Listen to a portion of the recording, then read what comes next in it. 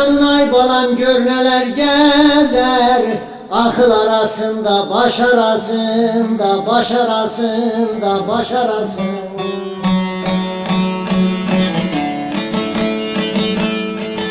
Üç günlük dünyayın ay balam erdip süzmez, kiprik arasından ay, kaş arasında, kaş arasında, kaş arasında, kaş arasında. Ay balam kaş karası.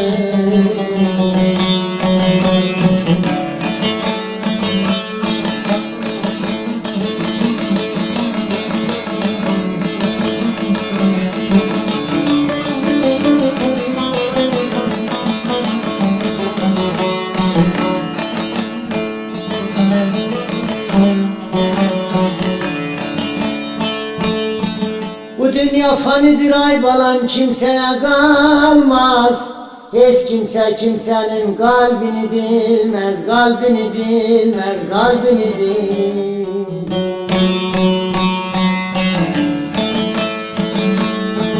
Öleceğin günler ay balam aklına gelmez. Gezersen dünyanın hoş arasında, gezersen dünyanın ay bala hoş arasında, hoş arasında.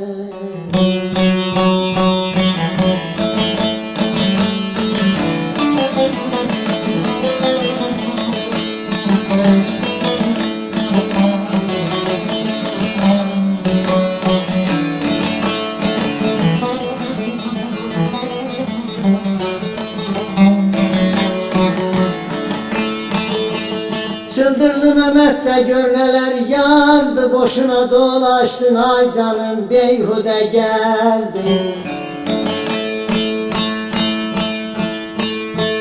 Bu dünya peşkeşin 3 metre bizdin, sarılıp gideceksin boş arasında, ay boş arasında, boş arasında. Bu dünya peşkeşin aman aman aman, 3 metre bizdin, sarılıp gideceksin boş arasında, boş arasında,